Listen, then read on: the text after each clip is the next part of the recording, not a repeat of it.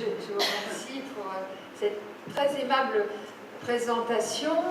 On va beaucoup parler d'école et de transmission. Je n'ai pas toujours été une bonne élève. D'ailleurs, je suis même une ancienne très mauvaise élève. Dans les années 80, le lycée ultra élitiste où j'étais en région parisienne sélectionnait voilà, les dossiers et les élèves par les maths, et étant limite débile mental en mathématiques, je ne poussais pas à additionner des fractions par exemple, c'est quelque chose d'assez terrible pour moi, les mathématiques. Eh bien, voilà, les professeurs ne voulaient plus m'avoir dans leur classe, je risquais de mettre en péril leur 100% de réussite au bac chaque année, donc ils m'ont orienté dans une section qui n'existait pas dans ce lycée-là. Ils m'ont orienté en filière technologique, en première G à l'époque, qui est une très bonne filière, mais pas du tout pour moi, parce qu'en G3, où j'ai été envoyée, il y avait plein de maths, parce qu'on fait de la gestion.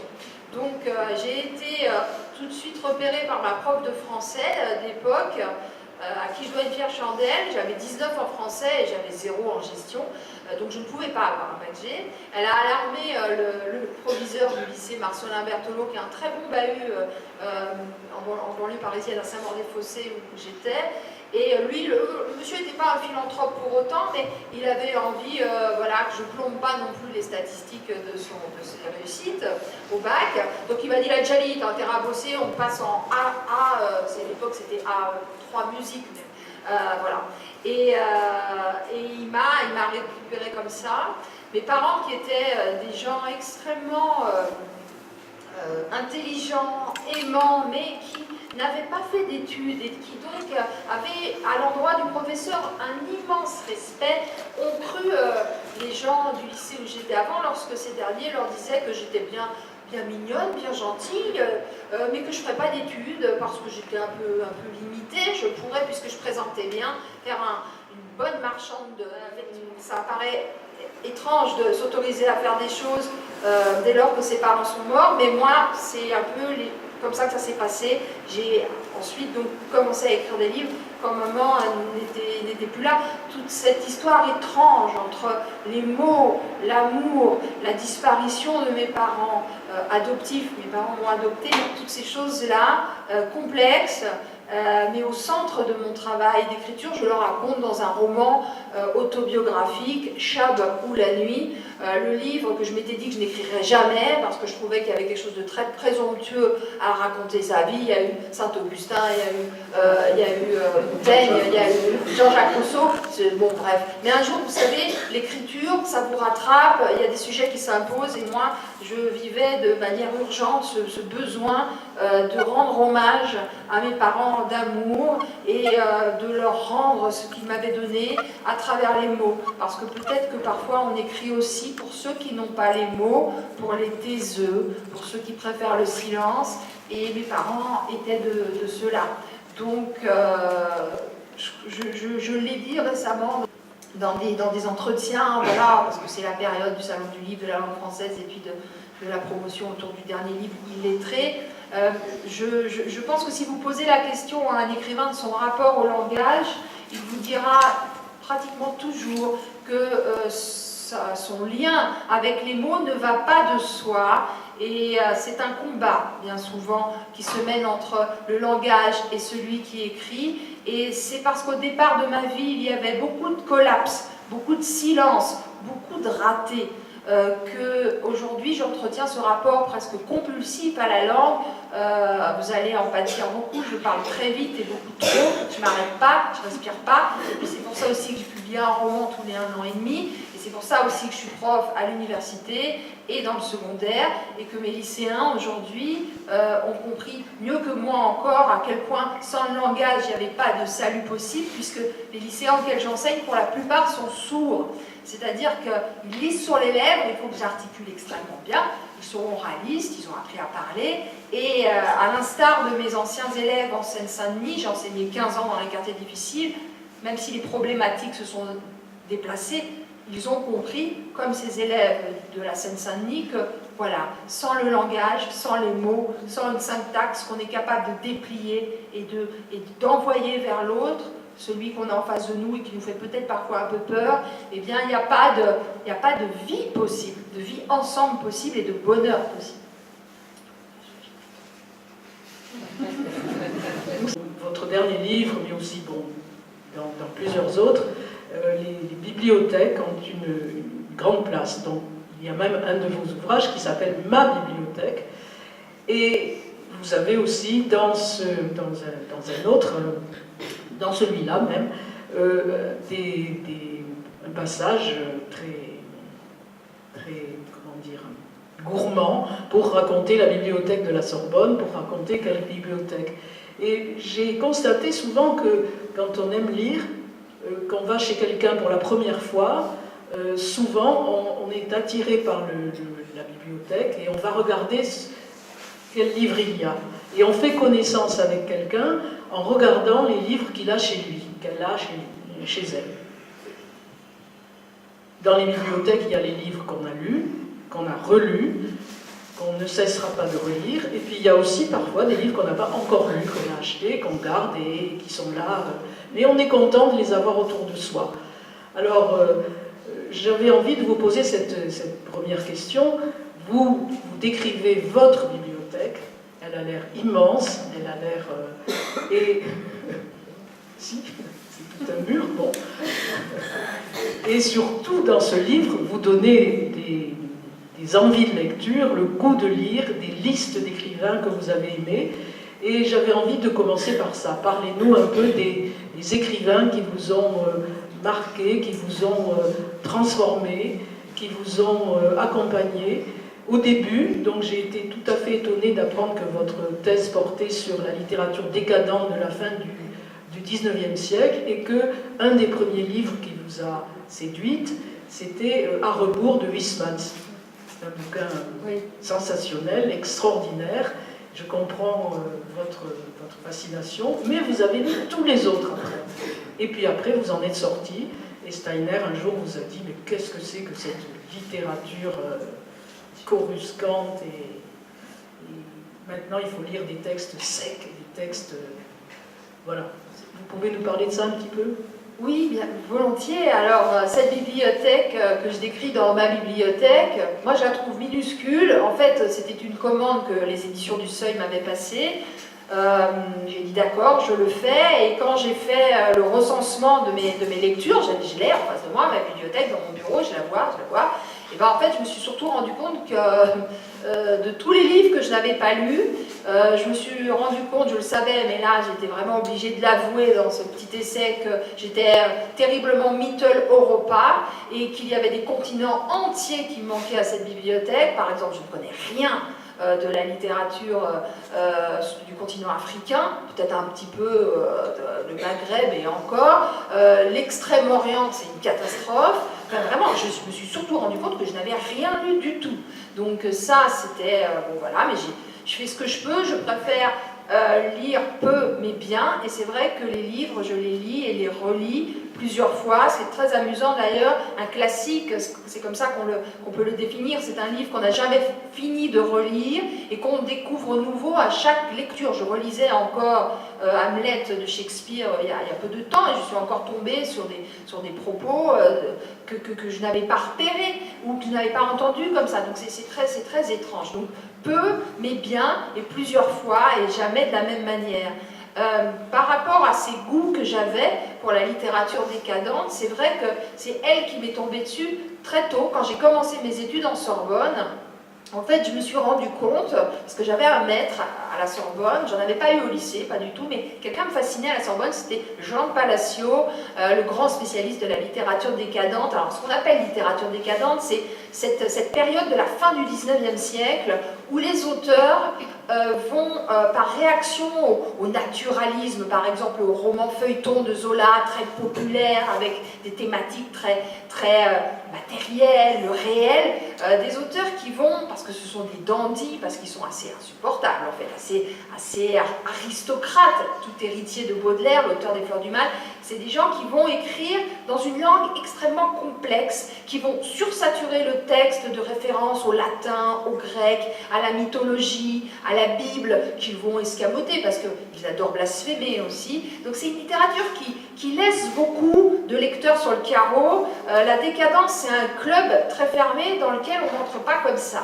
Et étant donné la scolarité nullissime qui avait été la mienne, j'étais obligée, en arrivant en première année de DUG, de mettre des bouchées doubles et de trouver une passion pour des auteurs qui allaient m'obliger à bosser beaucoup. Et étant donné le syncrétisme, la richesse de cette prose et de cette poésie, de ce théâtre fin de siècle, je me suis dit que si je m'attelais à cette engeance-là d'auteur décadent, comme on disait, eh ben j'allais devenir savante et j'allais apprendre plein de choses. Donc c'était mon côté cuistre déjà à l'origine qui m'a orientée vers cette littérature. J'ai effectivement consacré toutes mes études à cette époque, puisque j'ai fait une thèse de doctorat sur cette période, sur la figure de l'androgyne. Dans le texte décadent. Je m'attarde une seconde sur cette figure parce que, en fait, elle est dans tous mes romans. C'est Platon qui en parle dans Le Banquet. Quand on demande à Aristophane, est-ce que tu peux nous expliquer, Aristophane, pourquoi les hommes sont et les femmes sont malheureux en amour? Alors, Aristophane, qui a toujours des histoires un peu salaces à raconter, Platon n'aime pas beaucoup Aristophane. Il dit, ah bah c'est parce que, au début de l'humanité, dans la nuit des temps, le genre humain était étrange, c'était une grosse boule comme ça, une grosse sphère avec 2 têtes, 4 jambes, 4 bras, et moitié homme, moitié femme. Androgyné, l'homme-femme. Bon voilà. Et puis c'était des titans tellement puissants qu'ils ont voulu à un moment prendre la place de Zeus, ils ont escaladé l'Olympe pour prendre la place de Zeus. Zeus n'était pas content du tout qu'on veuille prendre sa place, c'est lui le dieu quand même, donc il demande à Apollon, son fils, de les couper en 2. Et les 2 moitiés sont séparées, et elles se recherchent dans l'univers entier, et parfois elles meurent d'épuisement et de chagrin, à force de ne pas se trouver et de se chercher. Et de temps en temps, au bout de très longtemps, les moitiés se retrouvent, et là, elles se reconnaissent coup de foudre et elles peuvent fusionner à nouveau ensemble. Mais la plupart du temps, nous sommes très malheureux parce que nous ne sommes pas avec notre bonne moitié. Et si vous avez eu le miracle, vécu le miracle du coup de foudre un jour dans votre vie, c'est que vous avez reconnu votre bonne moitié. Bon, voilà, donc c'est l'histoire en fait de ce qui a été un au départ, divisé et qui essaye de refusionner à un moment. Cette histoire de fusion et d'opposition et de recherche des contraires qui essayent de se retrouver pour former un tout. Bon, ça c'est une métaphore que je file dans tous mes romans où il est beaucoup question de contraires qui à un moment doivent se rencontrer pour former un tout harmonieux, etc. etc. Donc je reviendrai là-dessus quand je parlerai des romans tout à l'heure, mais c'est vrai que la thèse de doctorat m'a beaucoup influencée pour une sensibilité qui allait devenir après romanesque dans ma propre création. Et puis c'est vrai que le temps passait, j'ai fini par rencontrer le grand philosophe George Steiner, avec qui j'ai écrit un livre, Éloge de la transmission, sur voilà, le rapport entre maître et disciple, et on parlait beaucoup de l'école et toutes ces choses-là. Et Steiner, qui est né en 29, qui est de confession juive, qui est né à Paris en 29 et en 39 il a dû fuir la France parce que la concierge dans l'immeuble commençait à dénoncer tous les juifs qui y vivaient. Son père a eu la clairvoyance de partir avec toute la famille aux États-Unis, il a pu s'en aller et sauver sa peau comme ça. Steiner, donc, qui consacre toute sa réflexion philosophique à ce paradoxe insupportable, cette aporie même. Je sais qu'il y a des philosophes dans la salle, donc je fasse attention à ce que je dis, mais cette aporie, cette question aporétique, comment cela se fait-il que ce soit dans le pays le plus cultivé au monde, hein, Allemagne, qu'il y ait eu au XXe siècle la barbarie la plus épouvantable jamais organisée, jamais pensée, enfin si on pense la barbarie, je ne sais pas, voilà, et lui en tant que maître, il est totalement démoralisé par ce constat. En fait, les Aufklärung, la grande culture, comme la révèlent les encyclopédistes Diderot et d'Alembert au XVIIIe siècle, ces gens-là pensaient que plus on allait avancer dans le temps et plus on allait être heureux et humain, parce qu'on allait être de plus en plus cultivé, eh bien le XXe siècle bat en brèche ce rêve des Lumières, puisque c'est au XXe siècle qu'on a vraiment ouvert, comme Judith dans le château de Barbe-Bleue de Béla Bartók, la 7e porte sur la nuit. Et donc Steiner pose ces questions qui sont cruciales pour un écrivain aujourd'hui. On n'écrit plus aujourd'hui comme on écrivait avant Auschwitz, ça c'est sûr. Et vu qu'il voyait que j'avais quelques velléités du côté de la création romanesque, il m'a dit « Ma petite, sois sérieuse un peu, lis Beckett, lis Paul Celan, lis Ingeborg Bachmann, tu peux pas écrire du kitsch comme ça, après ce qui s'est passé il y a 60 ans, arrête avec Diaghilev, les ballets russes, le nougat rutillant, tout ça c'est mauve, sois sérieuse un peu. » Et il m'a dit d'aller à l'os, à l'essentiel, et ayant un style qui est naturellement très baroque et assez boursouflé, comme à rebours, ce roman de Huysmans qu'on évoquait au début de l'entretien, j'essaye de plus en plus d'aller vers quelque chose qui ressemblerait à une épure, parce que je me rends compte qu'il est beaucoup plus difficile de faire simple que compliqué, et c'est pour cette raison que je m'impose, j'ai beaucoup travaillé sous la contrainte, et je m'impose souvent des thèmes qui m'obligent à dire les choses à minima. Par exemple, le thème de la surdité. Un roman comme Aral, c'est l'histoire d'un jeune homme qui compose, qui joue très bien du violon, qui est un grand musicien, qui un jour va devenir sourd, et qui en plus, pour charger la barque, assiste à la disparition de la mer d'Aral au Kazakhstan. Donc c'est un livre sur le silence et la disparition. Voilà, j'ai Ordali, dont vous parliez il y a un instant. Ordali, c'est le jugement de Dieu par l'eau et le feu, des contraires. Encore là, c'est l'histoire d'amour entre deux immenses écrivains très chers à mon cœur, indispensables à ma vie. Paul Celan, juif roumain, rescapé de l'Holocauste, poète de langue allemande, le poète des poètes, le plus grand peut-être du XXe siècle, et Ingeborg Bachmann, grande romancière, mais fille de nazis. Et tous les deux vont, dans leur couple, dans leur amour tumultueux, reconstruire l'espoir après Auschwitz à grands coups de pelle-bêche littéraire. Et ces deux auteurs qui ont beaucoup médité sur le silence et sur une poésie qui devait, pour ne pas être obscène, dire les choses le plus simplement possible, en souvenir de la cendre et des fantômes et de tous ceux qui n'auront jamais leur nom écrit sur une tombe. C'est Semprin qui disait « et vous aurez une tombe au creux des nuages hein. ». Et bien en souvenir du travail de ces deux monstres sacrés-là, moi j'étais obligée dans Ordali d'écrire d'une certaine manière hein, et de me souvenir de la phrase d'Adorno qui disait « plus de poésie après Auschwitz hein, ». La poésie après Auschwitz ce serait quelque chose de barbare. Ce qu'il voulait dire c'est qu'on ne pouvait pas être dans la pose, on ne pouvait pas être dandy, on ne pouvait pas être esthète, on ne pouvait pas être du côté de l'engeance de ces chers auteurs de la fin du XIXe siècle après le pire. Il faut avoir un minimum de retenue, un minimum de mutisme justement pour pouvoir encore demander aux mots de dire quelque chose de décent.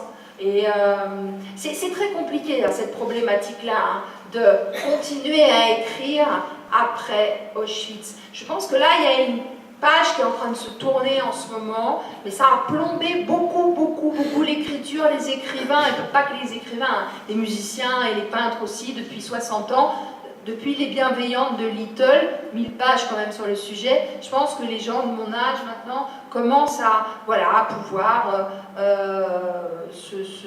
écrire déjà sur le sujet et être moins empêchés par ces événements. Je le dis à mes étudiants en Sorbonne hein, que je conduis vers l'écriture poétique, quand on veut écrire de façon sérieuse, il y a des questions d'ordre même philosophique qu'on est obligé de se poser. On est obligé de considérer la grande histoire avec sa grande H, comme disait Pérec. Bien parler, pour posséder le langage, est-ce qu'il faut se mettre à écrire? Pour vous, il me semble que c'est vrai. Est-ce que c'est vrai pour tout le monde? On ne peut pas se contenter, Et pour bien enseigner, est-ce qu'il faudrait aussi se mettre à écrire humblement, c'est-à-dire commencer à dire pourquoi on est comme ça, des petites choses qu'on a vécues. Tous les profs ne sont pas écrivains, heureusement sans doute, mais ce que je voulais dire, c'est vous avez voulu donner à vos élèves la maîtrise de la langue en les poussant à écrire et d'une façon extrêmement savante. Vous ne leur avez pas demandé de raconter leur vie, vous ne leur avez pas demandé de raconter des petites histoires de science-fiction, ce qu'on appelle écriture d'invention, avec un thème comme ça, raconte tes vacances. Bon, ils étaient au lycée, c'était un peu plus compliqué, mais carrément, vous leur avez demandé d'écrire des poèmes, et je crois que pour vous c'est important. Poésie, théâtre, plus que roman. Pour les adolescents, écrire un roman, ça va très vite tourner à peut-être de la guimauve ou au contraire des histoires fantastiques. Ils ne maîtriseront pas très bien Au contraire, en passant par la contrainte de la poésie et du sonnet, ce qui est vraiment peut-être la plus difficile des contraintes, vous les avez amenés à écrire un livre que vous avez publié et qu'a préfacé d'ailleurs Georges Steiner. Et puis, encore plus étonnant, vous les avez amenés à écrire une pièce de théâtre. Bohu. Je trouve ça épatant parce que c'est d'une audace folle et vous y êtes arrivés. Et il semble que cette génération-là de vos élèves ait accédé du même coup à beaucoup de choses. Ils ont dépassé ce stade où trop bien parler, ça fait pas viril, ça fait tapette, on peut même le dire, ils l'ont dit eux-mêmes. Bouffon parce qu'on est trop intello, etc., etc. Tout ça, vous les avez aidés à le dépasser en les forçant en quelque sorte, en leur proposant, et ils étaient très réticents au départ, d'écrire, et vous les avez obligés pour cela à lire. Parce qu'on ne peut pas écrire des sonnets et on ne peut pas faire des pièces de théâtre si on n'a pas lu avant ces choses-là. Vous pouvez nous parler de ça un petit peu ?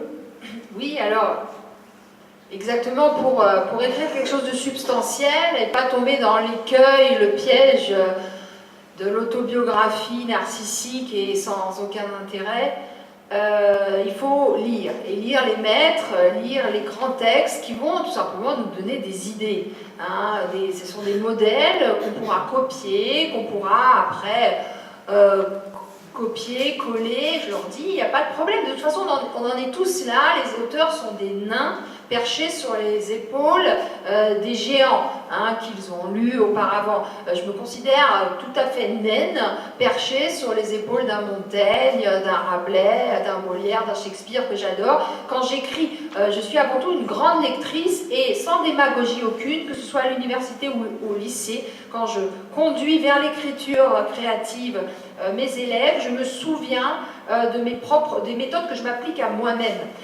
Avant de lire, j'écris. Et ma bibliothèque est le point de départ de tous mes romans. Si on veut comprendre ce que je raconte dans mes fictions, peut-être que ma bibliothèque explique bien les choses. Donc il est question avant tout de lire pour inventer des textes évidemment substantiels. Pourquoi j'ai choisi des genres courts, la poésie ou le théâtre? C'est parce que quand on a un projet commun, à Drancy, des classes de plus de 30, moi je ne peux pas diriger 30 petits romans en train de s'écrire. En revanche, je peux diriger un livre de poésie dans lequel viendront s'inscrire, il y avait 2 sonnets par élève. Là c'est plus gérable pour le coup, c'est tout bête, hein, mais c'est dans l'organisation du cours, voilà, c'était plus facile, et tous ces 60 poèmes, ces 60 sonnets s'inscrivaient dans un unique livre, et d'emblée ça plaçait les enfants dans un projet commun qui les responsabilisait. Ils n'écrivaient pas chacun de leur côté, et s'il y en avait un qui se mettait à faire n'importe quoi, et c'était encore plus évident pour le théâtre où chacun avait une scène à écrire, s'il y en a un qui se met à faire n'importe quoi, c'est tout le travail des copains qui s'écroule. Donc il y avait comme ça l'idée de la responsabilité de chacun. Il y avait aussi ce courage qu'il fallait avoir dès lors que des écrits deviennent publics, parce qu'il savait qu'ils allaient être publiés. À l'époque où il n'était pas journaliste à sa balance à Paris et qu'il était éditeur, c'est Éric Nolot, qui avait cette maison d'édition fabuleuse, L'Esprit des Péninsules, qui a publié Mes élèves. Donc il savait que le livre allait être publié, que ça allait être affiché, que ça allait devenir public. Et dans la cité, effectivement, pour les filles et les garçons surtout, écrire, et bien écrire, aller jusqu'au bout d'une entreprise éditoriale, ça fait pas hyper viril, ça fait franchement pédé, bouffon, parce que la force, c'est celle de celui qui a des muscles, qui roule des mécaniques, et c'est pas toujours dans leur tête la force du côté de celui qui parle bien et qui maîtrise le langage. À chaque fois, en début d'année, je fais une grande messe où j'essaye d'inverser ces perspectives linguistiques qui sont complètement spécieuses. Je leur dis, vous êtes fascinés par la force, c'est bien, moi aussi j'aime bien, hein, le pouvoir, la force, tout ça. Mais la force appartient à ceux qui ont les mots. Alors au début ils font... mais au fond ils comprennent très bien de quoi je veux parler, et à un moment donné, ils passent un cap et ils sont drôlement fiers d'eux-mêmes. Quand ils sont montés sur scène pour jouer dans cette pièce qui était une réécriture de la nouvelle, on était parti d'une nouvelle de Balzac pour écrire du théâtre, Sarrasine, c'est l'histoire en fait d'un travesti, enfin d'un castrat, voilà, et le héros croit que c'est une fille, il tombe amoureux de cette cantatrice, mais quand il se rend compte que c'est en fait un homme, c'est affreux, bon, bref. Il y a quelque chose que les élèves détestent, parce que c'est pas viril non plus, c'est l'homosexualité. Ils supportent des trucs monstrueux à la télé dans ce qu'ils regardent, les flingues, la drogue, le sexe hétérosexuel, hein, bien sûr, mais alors l'homosexualité c'est quelque chose qui les rend fous. Moi je les ai fait monter sur scène devant leurs copains et les garçons étaient habillés en filles. Déjà ils sont obligés de travestir leur syntaxe et leurs paroles parce qu'ils ne parlent pas comme d'habitude quand ils tiennent des murs, hein. Et en plus ils étaient carrément travestis avec du rouge et du machin et avec des costumes d'époque. C'est Daniel Mesguich qui avait préfacé le bouquin, la pièce de théâtre, avait prêté ses propres costumes. Et ils étaient fiers d'eux, et les copains, parce qu'ils ont vu, ils ont mesuré la puissance du travail, la langue qui était impeccable, les gosses qui étaient sur scène tendus, mais jusqu'au bout des ongles. C'est Mesguich, William, le fils de Daniel, qui les a mis en scène, leur apprenait que pour jouer, il faut se tenir, et même le petit doigt, il peut pas être dans le vide, hein. Et c'était presque professionnel comme travail, et on est allé très très loin dans l'exigence, et les copains, devant, ils n'ont pas rigolé du tout. Et les élèves à ce moment-là sont passés de l'autre côté. C'est absolument fabuleux ce qui s'est passé. Je pense que toute formation est une déformation.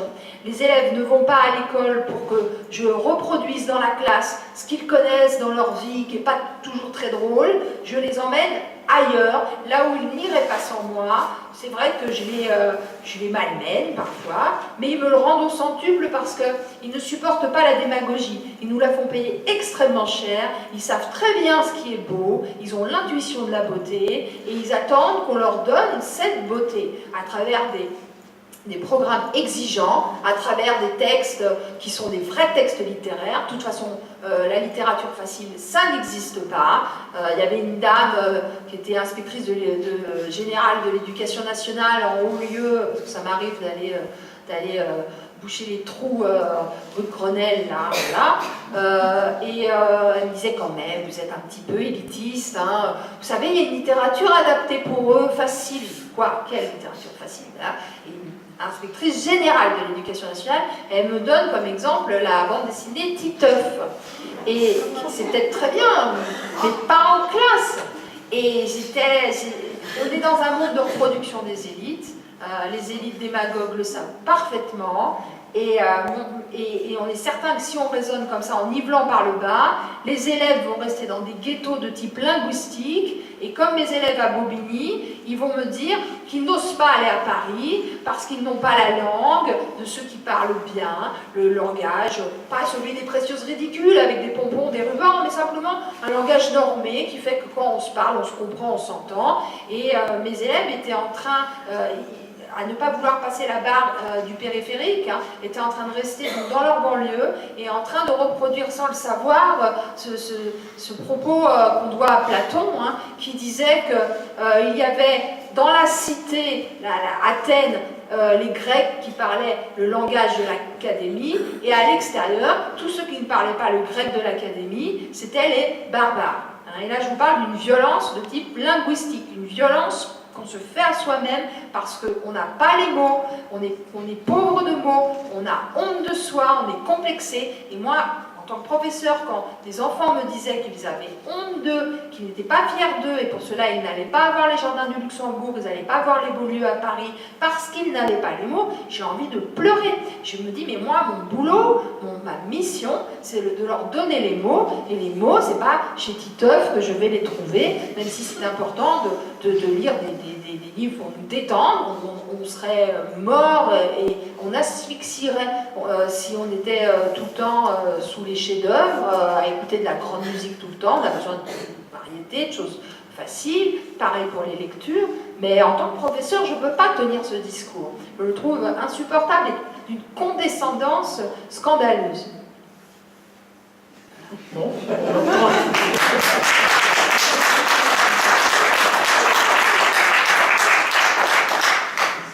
On entend bien votre colère et votre passion. J'avais porté le texte de tribune que vous avez publié dans Le Monde il n'y a pas longtemps, où vous dites à peu près cela, donc je ne peux pas la relire. Si, une petite phrase quand même, hein. Nous habitons notre langue et trouvons dans le langage un confort douillet dès lors que l'habitacle est solide. Cette assise que le professeur doit à toute conscience en formation qui lui est confiée sera celle des mots qui permettront à l'élève d'échapper à la contingence en inscrivant son existence en dehors du fortuit. Trop souvent, j'ai entendu des lycéens me confier ne savoir ni d'où ils venaient, ni où ils allaient, etc. Et j'ai noté tout à l'heure, quand vous parliez des conseils de Steiner, qui posait cette question de la culture et de la barbarie, bon, un jeu de mots qui rappellerait presque les jeux de mots de Victor Hugo, barbarie, barbarisme. Vous insistez beaucoup sur le fait que se confronter à la syntaxe, avoir une syntaxe solide, vous parlez même de la poésie de la grammaire, c'est justement ne pas faire de barbarisme, c'est aussi lutter contre la barbarie. Mais en même temps, j'avais envie de vous taquiner un peu sur ce sujet, parce que vous parlez un moment du film L'Esquive d'Abdelatif Kechiche. Vous avez admiré la prouesse de ce film et sa force et son énergie, et en même temps, vous n'êtes pas du tout d'accord avec ni je pense François Bon, ni Kechiche, qui trouve dans le verlan, dans la langue des banlieues, une inventivité, une force, une énergie créatrice, et vous pensez au contraire que c'est plutôt une langue pauvre et qu'il faut l'enrichir en confrontant les élèves justement à autre chose, à une langue qu'ils puissent recevoir comme un cadeau, vous leur en faites cadeau. Et j'avais envie de vous taquiner un peu en vous parlant de Victor Hugo et de l'argot par exemple. Ce magnifique chapitre des livres, même des Misérables, où il se confronte à l'argot qui vient du Moyen-Âge, qui vient de Villon, qui s'est enrichi de beaucoup d'autres langues de toute l'Europe. Et à la fois, il est fasciné, en bon bourgeois qu'il est, par cette monstruosité, cette langue difforme, cette langue sale, celle de la pègre, comme il dit. Et en même temps, il se régale. Alors, il se régale de cette créativité, justement. Alors, Hugo est fasciné par ce qu'il appelle le sublime et le grotesque, et dans l'argot, qui est une langue fabuleuse et ultra métaphorique, il a tout ce qu'il aime en tant que romantique, qui adore cette langue, qui doit sortir de ses gonds et donner une grande baffe au classicisme froid, voilà, qu'on a subi depuis 250 ans en France. Donc ça, c'est normal que l'argot le fascine, tout comme l'argot fascine Louis-Ferdinand Céline, hein, qui est peut-être le plus grand salopard, mais le plus grand romancier de langue française du XXe siècle. C'est Godard, je crois, le linguiste, qui parle de l'orature de Céline. Dans Le voyage au bout de la nuit, il y a cet argot qui est là, cette langue incroyable qu'on reconnaît entre toutes. On a l'impression que ce sont des gros mots, mais en fait l'orature, c'est un écrit qui fait comme si c'était de l'oral. Et si vous trouvez que l'argot dont se saisit Hugo et qu'il place comme ça dans Les Misérables est quelque chose de fabuleux, c'est parce que c'est Hugo qui s'empare de l'argot. Quand vous êtes mort de rire en entendant Pierrot et Charlotte, qui parlent comme ça dans Don Juan de Molière, les deux paysans du XVIIe siècle, c'est à hurler de rire, c'est un patois du XVIIe, mais si c'est extraordinaire, c'est parce que c'est Molière qui a écrit le truc, et Abdelatif Kechiche, cette première scène au début de l'Esquive, c'est trois mômes qui tiennent les murs, qui sont en train de s'engueuler avec la gouaille du 9-3. Moi je comprends tout ce qu'ils disent, mais la plupart des gens qui n'ont pas enseigné en banlieue, c'est incompréhensible ce qu'ils racontent, mais il y a une musique, c'est très intéressant, et c'est sublimer cette musique incompréhensible par le jeu des caméras.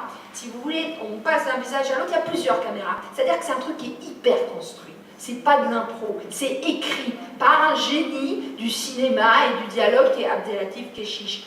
Quand vous êtes sur la dalle pour de vrai et que vous les écoutez parler, ça vous arrache les oreilles, ça vous fait mal au bide. Et quand vous leur demandez, je ne décrète pas, c'est eux qui me le disent, s'ils sont fiers de cette langue, si ça les fait, j'allais dire un gros mot, mais si ça les fait fantasmer, ils vous disent non, j'allais dire triquer. Non, ça les excite pas. Et je pense qu'on a des intellos, des snobs qui vivent à Paris et qui n'ont jamais vu une dalle de leur vie et qui s'encanaillent comme ça à peu de frais, qui sans arrêt dévident des discours insupportables sur cette soi-disant poésie de la langue. Et s'ils allaient sur le terrain et s'ils parlaient avec les premiers intéressés, ils se rendraient compte que les premiers intéressés, ils n'ont qu'une envie, c'est de réussir à parler autrement et puis de partir de cet endroit où ils sont enfermés dans un type de ghetto linguistique. Et je me dis, c'est pas possible de fantasmer là-dessus. J'en parlais, tant pis, je le dis, vous allez dire que j'ai des drôles de fréquentation. Après France Inter, lundi, c'était la semaine de la francophonie, on était 6 écrivains ou éditeurs à être invités à l'Élysée. Voilà, on déjeunait avec Monsieur le Président de la République. Je lui raconte à toute allure, comme d'habitude, les trucs que je suis en train de vous dire là en ce moment sur l'exigence, la langue et tout ce qu'il faut proposer aux élèves.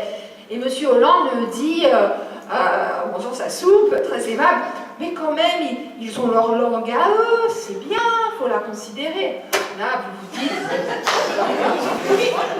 Et je vous jure, sur la tête de mes enfants, c'est vrai.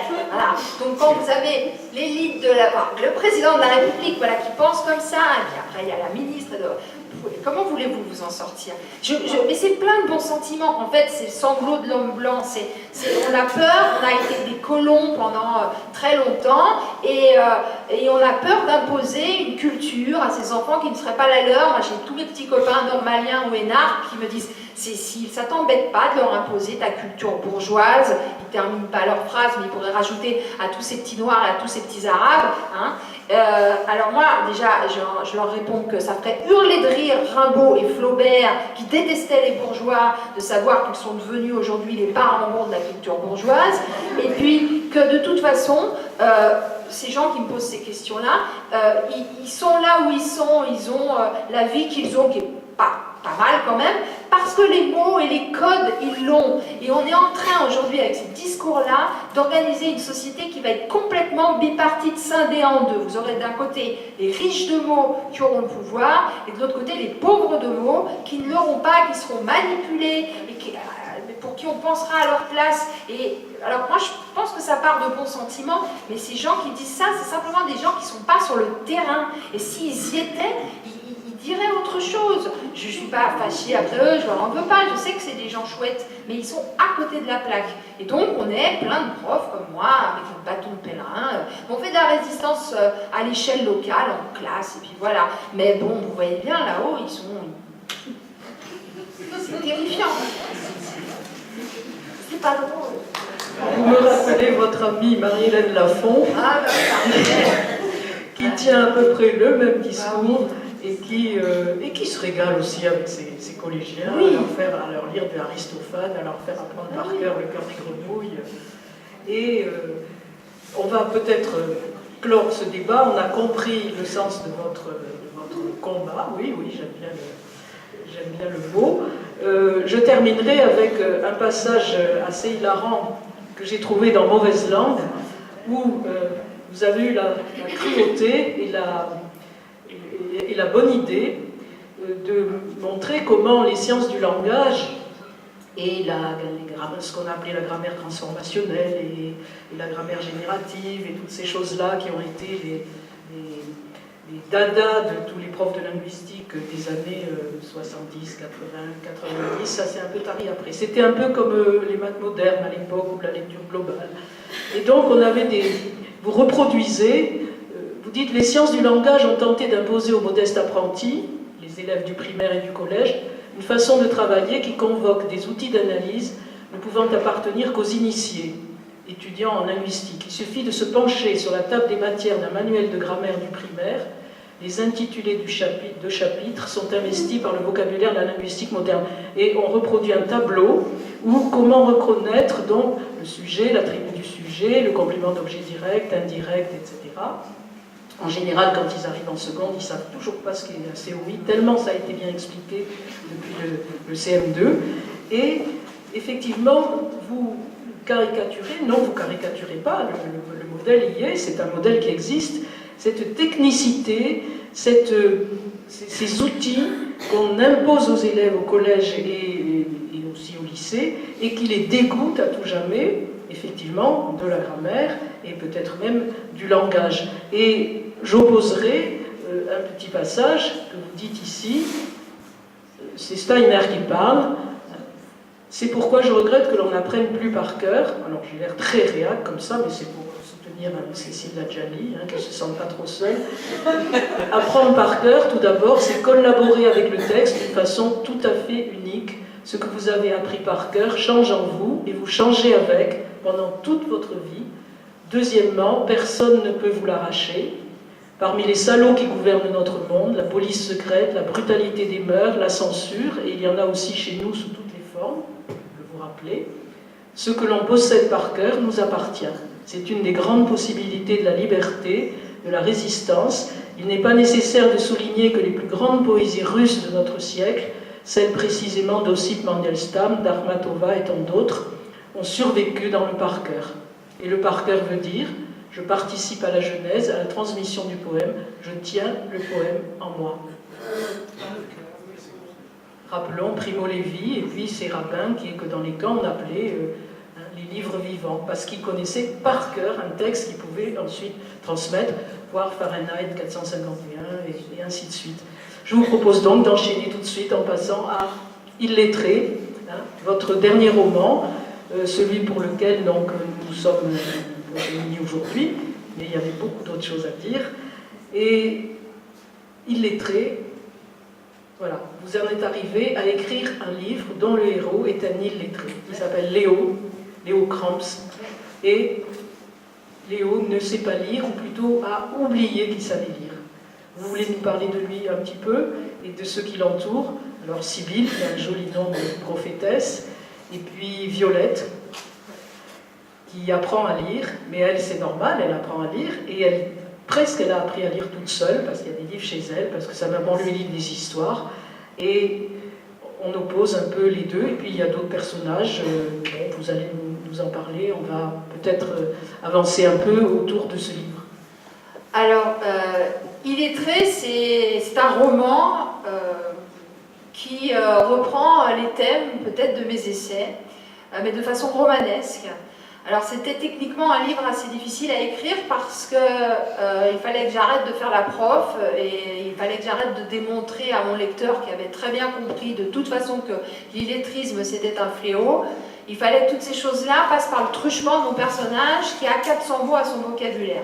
Donc je vivais à un moment donné, au moment de la rédaction de ce livre, les affres de l'illettrisme parce que j'avais très peu de moyens linguistiques pour dire des choses politiquement cruciales. Donc c'était une vraie vacherie, j'ai eu beaucoup de mal à écrire ce livre.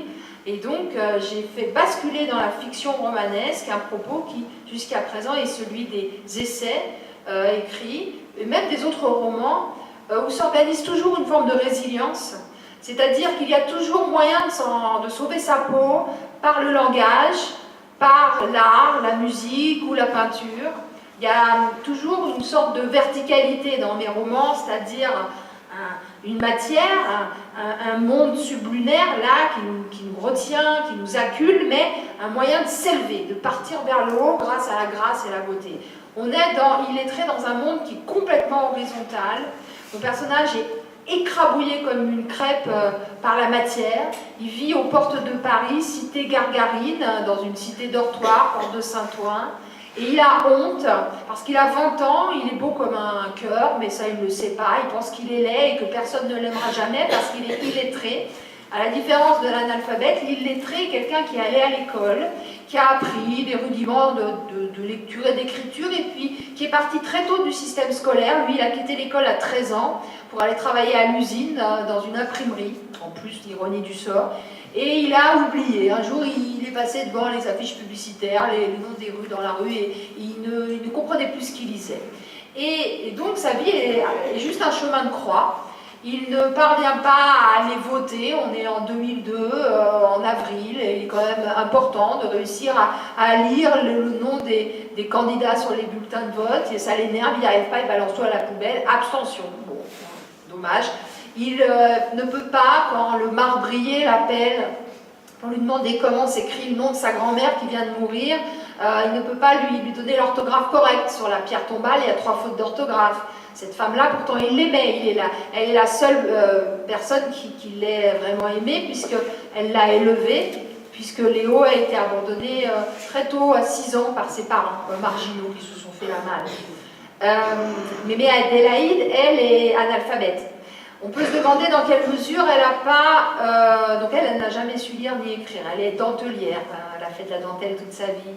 Et on peut se demander dans quelle mesure elle n'a pas maintenu une chape de plomb inconsciente au-dessus de la tête de son petit-fils, qui aurait pressenti que si à un moment donné, ce qu'il va essayer de faire, il retournait vers les signes pour réapprendre à 20 ans à lire et à écrire, s'il n'allait pas lui faire de la peine.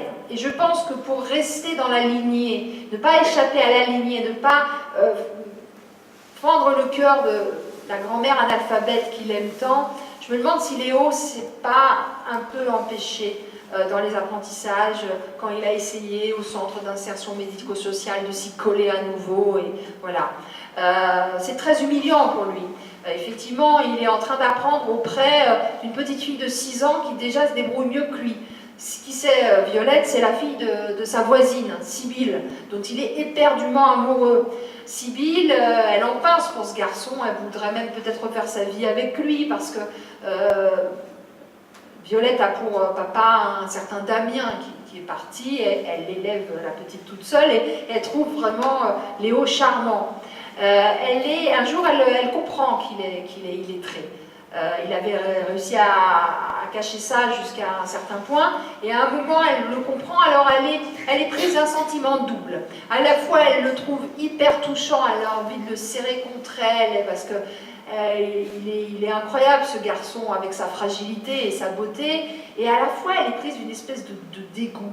Il y a quelque chose qui la répugne là-dedans. Et elle va être toujours prise comme ça entre ces deux sentiments contradictoires, l'affection immense pour lui et une sorte de mépris. Excusez-moi, est-ce que vous voulez dire qu'être illettré, d'une certaine façon, dans notre société, c'est être un petit peu monstrueux? Oui, complètement. Et d'ailleurs, vous lui avez coupé 2 doigts. Oui, c'est pour ça. Il est très beau et il est mutilé. Oui, parce qu'il n'a pas réussi à l'usine, il n'a pas lu le panneau, ne pas poser les mains sur l'appareil danger, et paf, c'est passé sous le rouleau compresseur, et 2 doigts en moins. C'est pour ça, Sibylle, en fait, elle est infirmière, c'est sa voisine, mais elle est venue faire les piqûres de morphine et le pansement pendant quelques mois dans son appartement, et elle lui a dit « Oh bah, c'est embêtant votre main droite mutilée, je vais vous apprendre à écrire de la main gauche. » Oh, c'est normal qu'elles ne soient pas très belles, vos lettres, vous êtes droitier, vous allez y arriver. Puis un jour, elle se rend compte que s'il n'écrit pas bien de la main gauche, main droite, de toute façon, c'est parce qu'il ne sait pas écrire tout court. Et c'est là qu'elle est un peu saisie. Et effectivement, mes élèves sourds, ils ne sont pas illettrés, hein, ils vont avoir le bac, ils se battent comme des diables, c'est merveilleux. Mais il y a un empêchement, une forme de handicap dans les deux cas, et je me rends compte, avec une rage et une colère incroyable, que le handicap, c'est quelque chose qui rebute. Quand je parle de mes élèves sourds à des collègues ou qui ne connaissent pas ce milieu-là, ou par exemple aux professeurs que je rencontre à chaque fois en juin, quand j'accompagne mes élèves pour le bac. Hein, je les accompagne à l'oral pour reformuler. Parce que quand ils parlent comme ça, on comprend bien, mais c'est particulier. Ils ont quand même leur façon de parler. Donc parfois, il faut que je reformule pour que le professeur qui débarque, le pauvre, ça je comprends, comprenne bien ce qui se passe, ce que l'enfant dit. Mais quand donc, je rencontre un petit peu dans une réunion au préalable les collègues, je leur parle de la surdité de mes élèves, de recul comme ça, je leur dis pas, parce que je veux pas que mes élèves après payent cher mon insolence, mais j'ai envie de leur dire, mais c'est pas contagieux, hein, n'ayez pas peur. Hein, Et il y a quelque chose, oui, qui angoisse, qui dégoûte un peu, et elle n'est pas très jolie, ma Sibylle. Par moments, elle est fort décevante. Et elle est comme tous ces gens qui, à un moment donné, vont se pencher sur Léo, par amour, parce qu'elle l'adore. Et puis un ami qui est cinéaste, qui à un moment donné va lui apprendre à filmer, parce qu'il lui dit, Léo, il s'appelle François le gars, et d'ailleurs il adore Rabelais. Je pense à Rabelais parce que Céline adorait Rabelais, il adore l'argot, il parle pas très bien François non plus. Il lui dit, mon gars, toi t'es un œil, je vais t'apprendre à filmer, à faire des photos parce que tu sais pas lire, tu sais pas écrire, mais tu vois mieux que les autres. Et à un moment donné, le cinéma aurait pu être un langage de substitution pour Léo, mais François va du jour au lendemain disparaître aussi, et puis laisser comme legs à Léo une longue lettre de 4 pages que Léo ne peut pas lire. Il va demander à Madame Anselme, la concierge qui lui lit son courrier, à chaque fois qu'il remplit la feuille d'impôt, de le lire à sa place. Et les gens qui se penchent sur Léo ne le font pas bien ou complètement. Et par exemple, Sibylle, ou même le professeur qui donne des cours au centre d'insertion médico-sociale, Suzanne Mars, une espèce de triste cire de l'éducation nationale, une prof qui en a marre de faire cours à une femme voilée, à un repris de justice et un illettré comme Léo. En fait, elle voudrait être prof ailleurs, elle les aime pas, ces gens-là, elle n'est pas dans l'empathie. Je pense qu'il faut être vraiment dans l'empathie et dans l'amour de l'autre quand on veut transmettre. Ces gens-là ne font pas le don des livres, ou alors ils le font mal. Et l'une des dernières entrevues entre Léo et Sibylle se solde par une véritable catastrophe. Elle n'en peut plus, elle revient de l'hôpital, elle est épuisée. Lui, en plus, lui dit qu'il vient d'être viré, c'est pas drôle mon livre, hein, de l'usine où il travaille, délocalisation en Slovénie, je suis pas de la partie, bon bref. Elle lui dit, bon quand même Léo, il va falloir vous reprendre, je ne serai pas toujours là pour vous aider. Bon tenez Léo, au relais H de l'hôpital, j'ai pris un petit livre pour vous, c'est petit, vous arriverez à le lire. Hein. Elle lui balance, en fait il s'agit d'une saison en enfer de Rimbaud, et lui il commence à bégayer les déserts de l'amour, et bon on n'arrive pas, et elle ne lui fait pas le don des livres, là elle lui donne un livre, mais ce livre-là va l'humilier. Et moi, en tant que professeur, j'essaye vraiment de faire le contraire. C'est que les livres qu'on lit, et moi je le vis tous les jours, nous écrasent complètement, on ne comprend pas tout ce qu'il y a dedans. Mais c'est pas grave. Si vous êtes accompagné par un maître qui est une courroie de transmission entre celui qui lit, souvent le tout jeune, et puis le grand livre d'auteur, si vous êtes là, vous êtes la courroie de transmission, si vous accompagnez dans la lecture l'enfant, eh bien ça va bien se passer. Et puis ce que je dis toujours aux élèves, c'est que ce que vous ne comprenez pas, ce qui vous fait un peu peur, c'est génial, parce que c'est peut-être de ça dont vous allez vous souvenir quand vous serez plus grand. Et donc il y a quelque chose de fabuleux dans ce qui nous inquiète un peu, parce que c'est très au-dessus de nous. Et je crois que ce choc-là d'une rencontre avec un grand texte, on ne peut pas le refuser à l'enfant, seulement il faut être à la hauteur dans l'accompagnement. Et ni Sibylle, ni Suzanne Mars ni même François, le cinéaste, n'accompagne correctement mon pauvre Léo. Alors moi, il y a des lecteurs qui viennent me voir, ah non, là, quand même, ça se termine mal, hein, qui m'engueulent. Je sais, ça se termine mal, mais c'est réaliste. Ce sont 2,5 millions de gens en France dont tout le monde se fout, dont on ne parle pas, qui sont aidés beaucoup par des bénévoles, mais des gens qui ne sont pas payés, ça en dit long, ça aussi. Et c'était une histoire d'enfoncer le clou aussi. Et puis, au début, ça devait se terminer bien. Au début, c'était beaucoup plus lumineux. Et c'est mon éditeur qui m'a dit, Cécile, ça colle pas. C'est un grand éditeur, très dur, hein, mais pas complaisant. Ça colle pas avec tout ce que tu as toujours écrit, même politiquement dans tes essais. Un gars comme Léo, tu peux pas croire une seconde qu'il s'en sorte. C'est niais. Alors, écoute, ce sera un livre âpre, ce sera un livre noir, mais au moins on y croira. Et effectivement, en inversant la tendance, le livre a, sur le plan là, de l'écriture et de la puissance romanesque, a vraiment pris du galon. C'était, au début, j'en avais fait une espèce d'Aède, une espèce de personnage qui surcompensait à l'oral, le personnage d'avant l'écriture, comme il y avait dans l'Antiquité. Vous savez, les Aèdes qui étaient inspirés par les dieux, qui récitaient de la poésie. Ça colle pas, j'en ai rencontré des illettrés. Quand vous ne savez pas lire et écrire, vous ne parlez pas très bien non plus. Alors il y a des scories comme ça dans le texte de cette première version plus lumineuse que j'ai laissée. C'est pour ça que vous pouvez croire par moment que ça va bien se terminer. Non. Et oui, on y croit tout au long que ça va bien se terminer. Juste 2 mots pour conclure, et puis on s'était promis de lire un peu. Juste le tout petit passage sur la bibliothèque de Sibylle, si vous voulez. Quand même, cet univers de Léo qui vit avec un iguane. Oh, alors au début c'était un lapin, qui s'appelle Iggy. Mais mon éditeur m'a dit ça fait Alice au pays des merveilles, balance-moi ce lapin par la fenêtre. Donc j'ai choisi l'iguane qui est la plus épouvantable bestiole qui existe. Et très singulier dans la structure du roman. Donc l'écriture, ce sera Cécile qui lira un passage, ou 2, peut-être un passage. Vous intercalez entre les chapitres des passages une sorte de monodialogue qui se passe dans un cimetière, comme si Léo ne se trouvait bien chez lui qu'au milieu des pierres tombales, dont il déchiffre à peine les noms d'ailleurs, et très mal.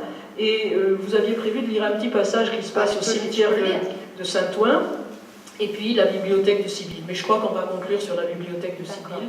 Et ensuite, vous voudrez peut-être poser des questions à Cécile Ladjali.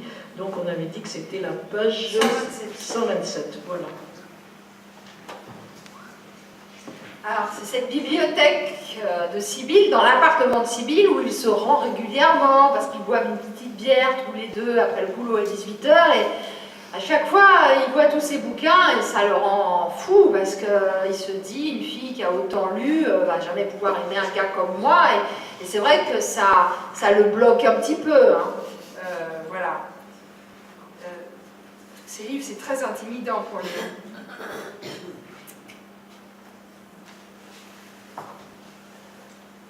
Alors, il s'agit de la chambre de Sibylle. Hein.